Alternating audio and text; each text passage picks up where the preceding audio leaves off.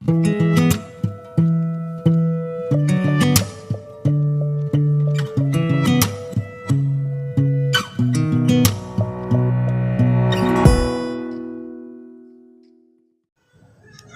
আলাইকুম everyone, welcome back to my channel.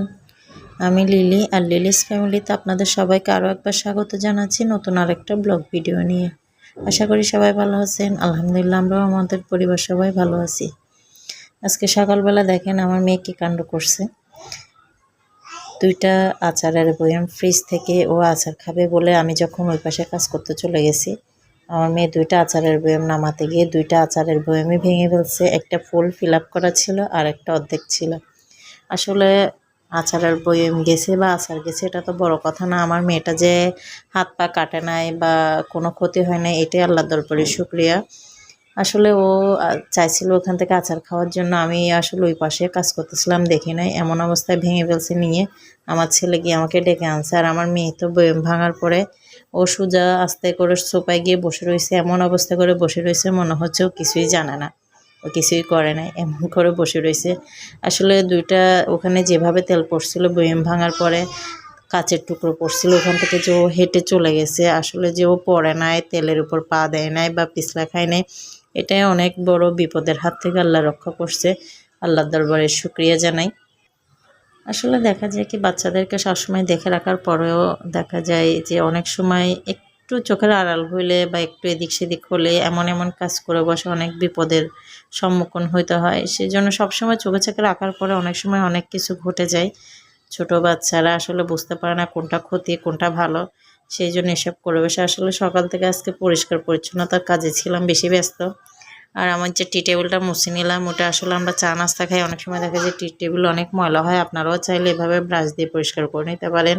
এরপর দেখেন আমার চুলার কি বাজে অবস্থা। আসলে রোজার মাসে যে বুটগুলো আনা হয়েছিল ওগুলো খাওয়ার পরে কিছু বুট রয়ে গেছিলো, আসলে ওগুলাই সিদ্ধ করছি দেখে দেখেন আমার চুলার কি 12টা বেজে গেছে, অবস্থা বেশি খারাপ হয়ে গেছে। আসলে সিদ্ধ দিয়ে বসাই দিয়ে চলে গেছিলাম ওই পাশে কাজ করতে বললাম যে, আর এদিকে এসে দেখতেছি যে একবারে প্রেশার কুকারের হয়ে একদম বেশি অবস্থা খারাপ হয়ে গেছে।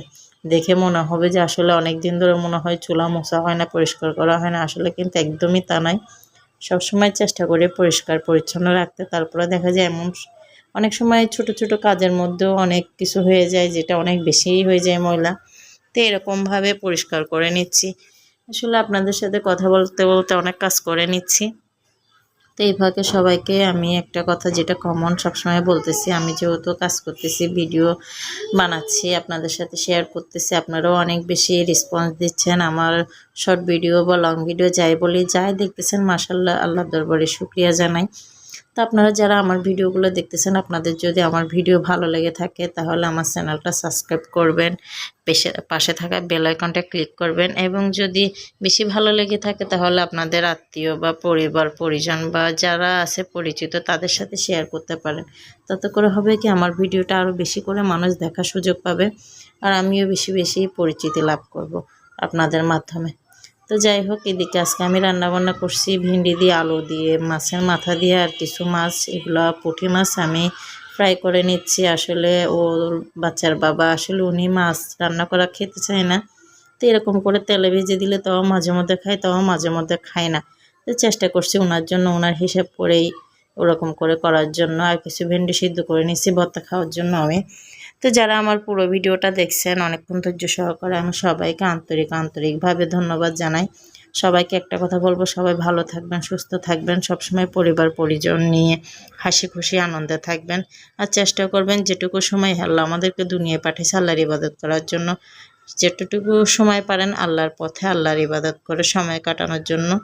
তো সবাইকে আরও একবার ধন্যবাদ জানাচ্ছি আমার ভিডিওটা দেখার জন্য। সবাই ভালো থাকবেন, সুস্থ থাকবেন। আসসালামু আলাইকুম, আল্লাহ হাফিজ।